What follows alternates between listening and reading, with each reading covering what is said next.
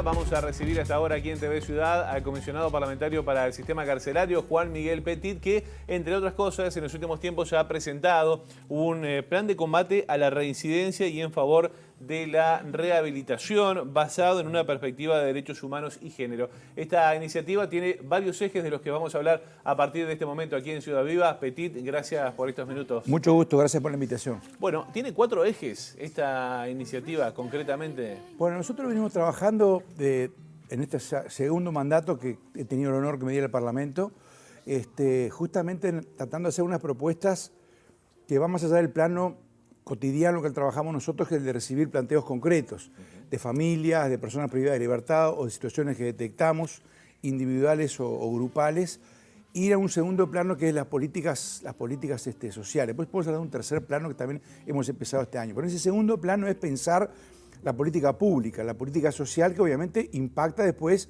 en la situación individual. Entonces, nosotros lo que vemos es un sistema penitenciario absolutamente infinanciable, inmanejable, totalmente agrandado, con una inflación penitenciaria, una inflación penal muy grande. Uruguay es de los países, está por ahora, creo que está en el lugar 15, pero está de los 20 países del mundo que tiene más presos por cada 100.000 habitantes. ¿Estamos con cifras récord? Eso es una señal. Estamos con cifras récord de cantidad de presos, 14.200 ahí. Es verdad que el ritmo general se ha enlentecido, aunque sí sigue siendo aumentado y sigue muy vertiginoso en la cantidad de mujeres que entran a la cárcel por delitos de drogas, por delitos leves, vinculados a lo que llaman microtráfico. Microtráfico y tráfico y modalidades añadidas. Entonces nosotros frente a ese enorme, ese problemón que tiene Uruguay, que es el resultado no de una o dos leyes, sino es el resultado acumulado de todos. Los países son lo que hacemos bien entre todos y a veces lo que podemos hacer bien o no, pero que a veces puede dejar resultados negativos. Y tener 14.200 presos sin posibilidades de asistencia por alguna parte de ellos, porque si quisiéramos dar asistencia a la población penitenciaria y dar rehabilitación y dar derecho al tratamiento y bajar la reincidencia, o sea, trabajar para la rehabilitación de las personas y también por el ciudadano que no está preso y que tiene derecho a mañana a relacionarse con alguien que no lo agreda, las dos cosas, no hay gobierno que lo pueda hacer. Ahora, ni el pasado, ni ni el futuro.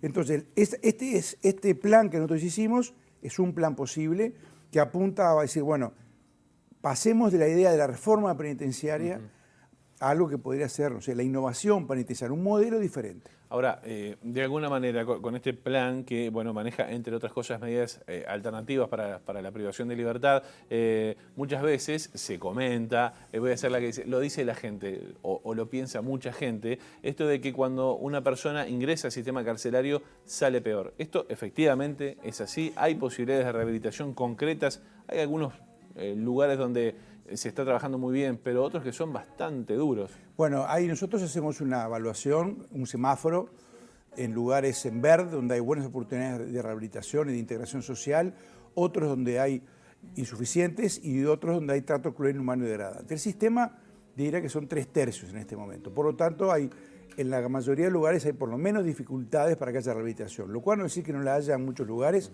lo cual no quiere decir que no se estén haciendo cosas muy buenas, que se están haciendo.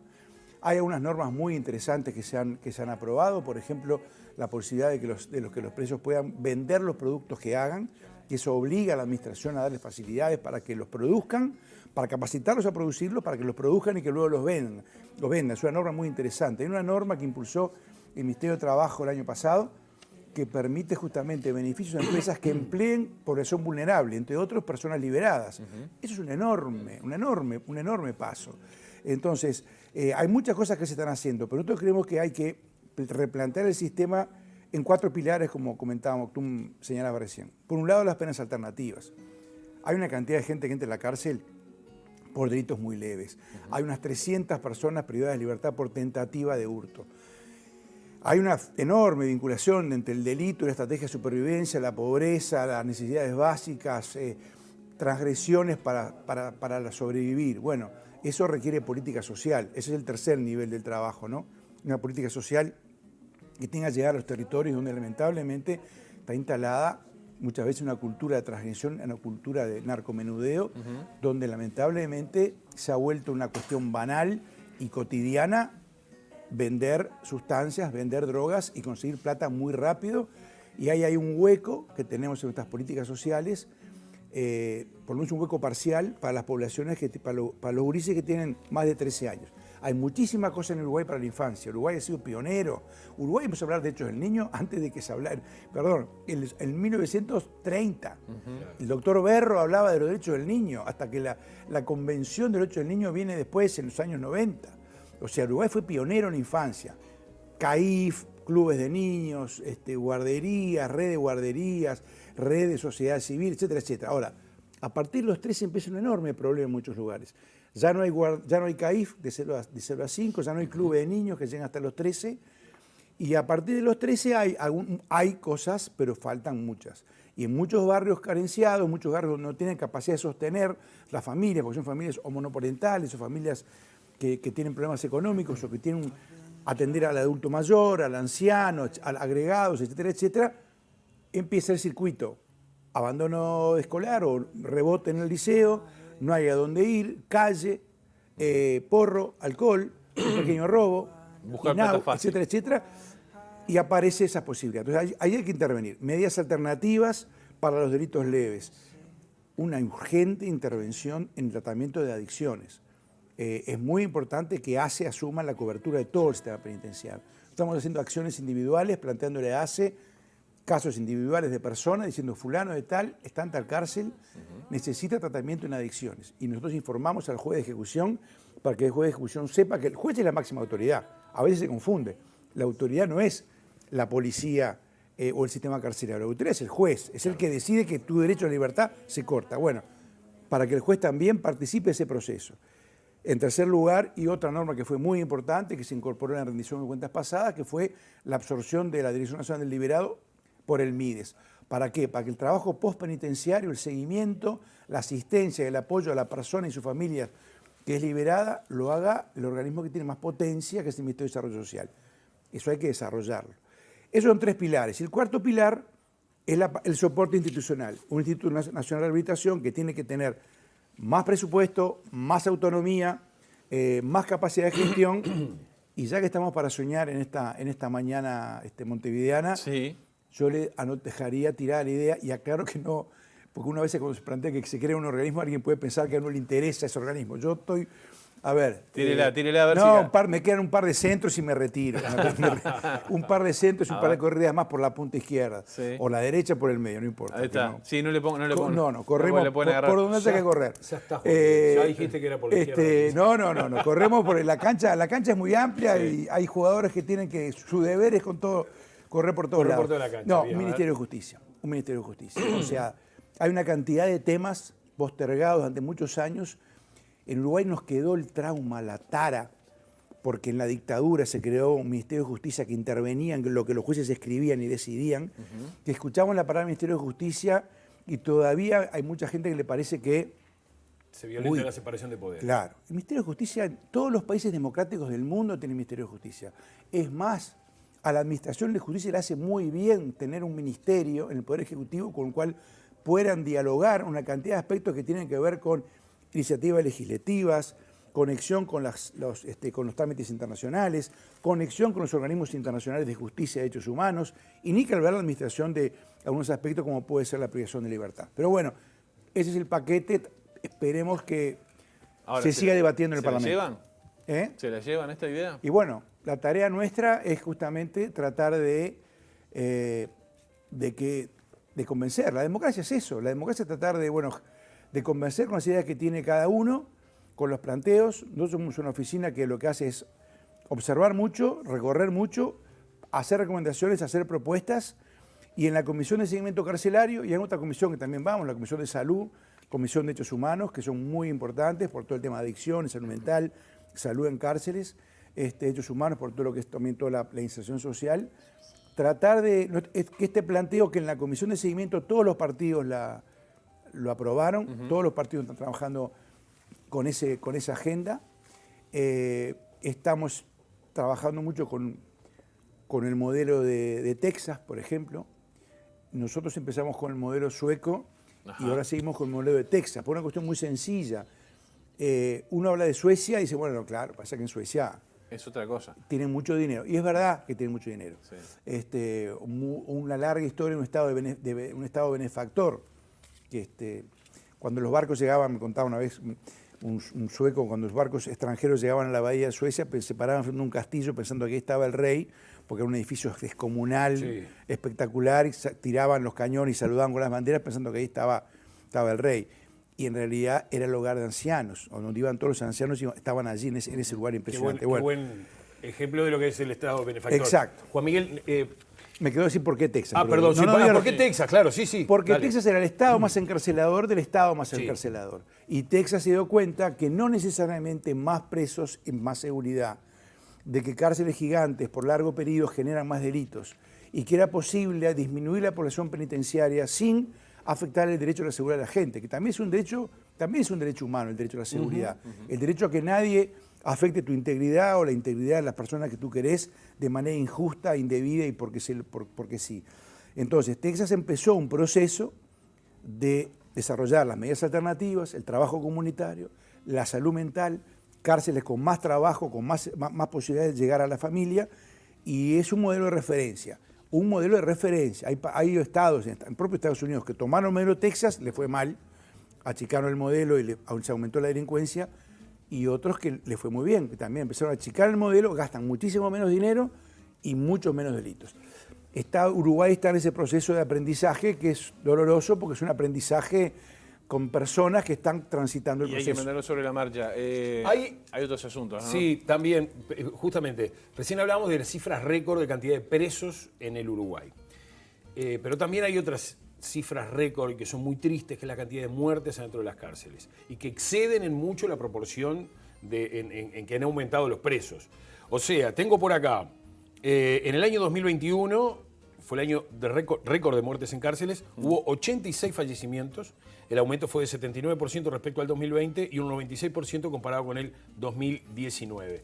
Y también la cantidad de suicidios en las cárceles, que pasó de 9 a 17 casos del año 2019 al 2020. ¿Qué se saca como conclusión de esta cantidad de muertes violentas? Algunas son muertes violentas, otras por problemas de salud dentro de la cárcel. En el caso de salud, 169% aumentó eso. Aumentó mucho. Sí. Obviamente nosotros empezamos a hacer el monitoreo meticuloso de las muertes en cárcel en el año 2016. Yo sentí en ese momento que moría alguien en una cárcel y ni siquiera era una noticia en el diario, era una línea en la columna de policiales. Se había como banalizado el hecho de la muerte en la cárcel. Yo creo que ni siquiera se contaban, ni siquiera había una estadística que dijera cuántos muertos hubo en las cárceles, muertos en custodia, que es el término correcto, este año. Es más, muchas veces no se hacían ni siquiera investigaciones administrativas. Fallecía alguien en una cárcel, se le comunicaba al fiscal, el fiscal tomaba notas, se hacían unas pequeñas indagaciones y no había una investigación administrativa. Ahí nosotros hicimos un informe especial en el 2017 sobre los fallecidos en la cárcel, cómo se investigaban, las circunstancias que ocurrían, las modalidades, y bueno, a partir de ahí hemos hecho ese seguimiento. Vamos en el segundo año de trabajo, un convenio con la Facultad de Medicina, con la Cátedra de Medicina Legal y con el gran profesor Hugo Rodríguez, en el cual tratamos de analizar caso por caso. Obviamente tenemos dificultades todavía porque no es fácil llegar por razones jurídicas a veces al resultado final de la autopsia, a la historia clínica, al final una serie de complejidades. Pero vamos avanzando en la comprensión del fenómeno. En la cárcel es como un concentrado, una condensación de los problemas que tiene una comunidad. Es lo mismo que afuera, pero con muchísima mayor intensidad.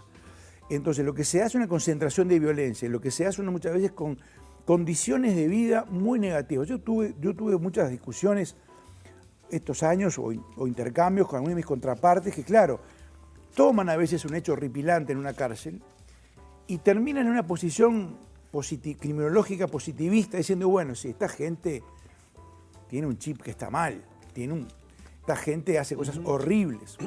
Lo que hay que ver que muchas veces son las condiciones que colocan a una gente en una situación de supervivencia, en la cual salen esas cosas horribles que tenemos los seres humanos. O sea, nosotros acá tan elegantes, trajeados y recién bañados a esta hora de la mañana, nos encerraran acá durante un mes y nos trajeran la comida una vez por día, estoy seguro que, no sé, dentro de 4 días estamos a los 3 acá, ahorcándonos, reventándonos, haciendo cualquier cosa. Entonces, lo que hay en la cárcel a veces es una concentración de condiciones de presión sobre las personas. Hay también muchas personas que llegan ya con un conjunto de dificultades, carencias de años y a veces de generaciones. Segundas y terceras generaciones de personas que vivieron en la exclusión social, personas que han tenido muchas adversidades, que han cometido actos muy negativos, muy malos, sí, también. Y que el Estado tiene que tener una capacidad muy inteligente, muy potente de filtrar ese concentrado de violencia. Y que no lo tiene, entre otras cosas, por esa enorme superpoblación. Entonces, estamos teniendo en la cárcel una cantidad de gente que podría estar en otro lugar. Claro. Tenemos 300 personas por tentativa de hurto, por ejemplo, tentativa de hurto. Sí, sí. Y una cantidad de fenómenos que en la cárcel no pueden ser atendidos debidamente, como son las adicciones. Entonces, sí, fue muy preocupante el año pasado la cantidad de muertos en cárcel, para pensar muchísimo. Pero se está haciendo algo al respecto, porque vos ahora nos estás dando la explicación de por qué sucede, cosa que es muy atendible. Bueno, pero ¿qué se está haciendo? Que sé que no sos tú el que lo tiene que hacer, no. Pero vos estás ahí para controlar un poco el tema. Es una cuestión de falta, por ejemplo, de voluntad política, porque acá, en este informe que vos estás preparando y presentando, hay soluciones posibles. Ahora, falta voluntad política para poder aplicarlo, porque también en el sistema político hay gente que dice, no, este está de vivo, hay que meterlo para adentro y chao. Lo que porque pasa lo han que dicho en el Parlamento, a mí no me gusta mucho, no digo que no aplique a algunas situaciones y algunos momentos de la historia, pero a mí no me convence mucho la historia de la voluntad política, porque eso es lo que un amigo mío llamaba el síndrome del relojero. A ver. Que es la idea que en la maquinaria esa, en algún lugar, está escondido una especie de duende, Sí. que es el que maneja las agujas del reloj. Sí. Y bueno, que el relojero, si el relojero no mueve la tuerquita que tiene que moverse, el reloj no funciona. Entonces, si no hay decisión, las cosas no pasan. Y si hay decisión, las cosas pasan. ¿Quién sería el relojero? En realidad es que no hay un relojero, hay un entramado institucional, normativo, acumulado de muchos años, de normas procesales, normas de fondo, políticas sociales. A mí, yo creo, en nuestros informes nosotros siempre hemos visto, desde el 2015 a la fecha, y en los informes hemos sido muy puntillosos en eso, y nos hemos esforzado en eso, demostrar muchos problemas y también muchas cosas buenas. Y a veces mucha gente que sentía que nuestros informes los criticaban terminaban diciendo, bueno, pero ahora me doy cuenta que los informes de ustedes también, junto a los problemas, que no son críticas, yo no soy quien para criticar. Yo capaz que si era el director de las cárceles o el ministro del Interior hacía las cosas, o director de cárceles, hacía las cosas mucho peor. Nosotros lo que tenemos que hacer es observar, constatar situaciones, contrastarlas con la normativa en lo que podría ser y hacer recomendaciones. Yo creo que hubo y hay voluntad. Hay una reforma penitenciaria que empezó en el 2010, muy potente. Hay un plan de dignidad carcelaria también en curso. Hay mucho diálogo entre los partidos en el Parlamento. Y yo creo que voluntad hay. Lo que pasa es que hay que, a veces, entre la voluntad y plasmarlo en un plan efectivo, con recursos, con inversión, con actores que actúen, se requiere mucho esfuerzo y mucha construcción de redes. Yo creo que voluntad hay, como decimos, voluntad de los distintos actores. Lo que pasa es que con la voluntad requiere además unirse en redes y transformarlo en una política pública. Ese es el desafío que tienen las instituciones y las personas que están en las instituciones. Juan Miguel, muchísimas gracias. Nos quedan montones de cosas por hablar, por suerte, porque así te vamos a tener pronto por aquí también charlando con nosotros. Lo que nos queda claro es que no hace una sociedad segura el aumento de presos. Que haya mucha gente presa no hará que una sociedad sea más segura. Por lo menos podemos decir que no está demostrado. Que, obviamente en la cárcel hay una inhabilitación. La persona que está presa no delinque porque está presa en ese momento. Ahora, eso es una fotografía. Y la persona sigue ahí en movimiento. Estamos haciendo investigación justamente en el otro tercer nivel, que es la circulación social de la violencia. La persona circula. Entonces, si no tenemos en cuenta eso, si no pensamos en la inhabilitación, nos perdemos la película. Hay que trabajar mucho y en conjunto para construir acuerdos a largo plazo. Bien, Juan Miguel Petit, le hago la del estribo. ¿Tuvo reunión con los familiares de represores de Domingo Arena? ¿Se le pidieron ese encuentro? Sí, yo le diría por familiares de personas que han sido procesadas por delitos, etcétera, etcétera, ¿no? Sí.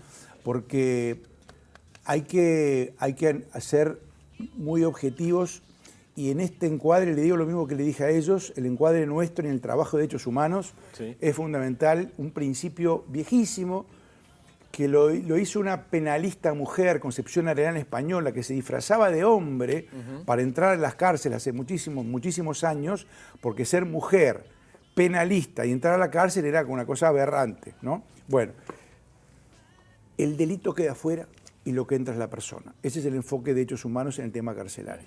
Ese es mi terreno en el que yo me muevo. Otra cosa es la parte jurídica, la parte judicial, la parte política, lo que puede decir el Parlamento sobre determinados delitos. Eso es otro plano. Con respecto al enfoque humanitario, obviamente, personas mayores privadas de libertad, muy mayores privadas de libertad, es una situación humana que está dentro de nuestros radares. La impresión que yo tengo es que el Código de Proceso Penal, este que está acá, en el artículo 228, el 304 y el 305, tiene mecanismos que prevén justamente la posibilidad de que una persona no entre a la cárcel o salga de la cárcel cuando tiene más de 70 años, problemas de salud o circunstancias excepcionales en las cuales la cárcel se vuelve inhumana y por lo tanto la persona pueda tener un régimen, por ejemplo, de prisión domiciliaria, que también es una pena. La prisión domiciliaria no es vaya y haga lo que quiera. Ese fue el enfoque que tuve con ellos. Ellos ya sabían y lo hablamos con ellos. Yo no estaba de acuerdo, no estoy de acuerdo con el proyecto de ley que está presentado en el Parlamento y yo creo que hay estos mecanismos que se pueden mejorar, se pueden ahondar. Yo creo que son los mecanismos viables para atender esas situaciones desde el punto de vista también de los derechos humanos, porque los derechos humanos hay que aplicarlos para todo el mundo, aún para aquellos delitos que pueden provocarle rechazo a cada uno. Y ahí cada uno, hay veces pasa, hay gente que determinados delitos le provocan más rechazo que otros, delitos sexuales, la rapiña, el acopamiento, el homicidio. La mirada de derechos humanos nos obliga a todos a decir, bueno, vamos a ponernos los ojos de los derechos humanos para todas las personas, aún para aquellas que nos resultan inquietantes. A veces es complejo. Esta charla queda a cuenta de más, así que ya lo convocamos para la próxima para seguir hablando de este y otros asuntos. Juan Miguel Petit, gracias por estos minutos. Gracias. Muy bien. Chelo, Pausa hacemos y una ya pausa. volvemos.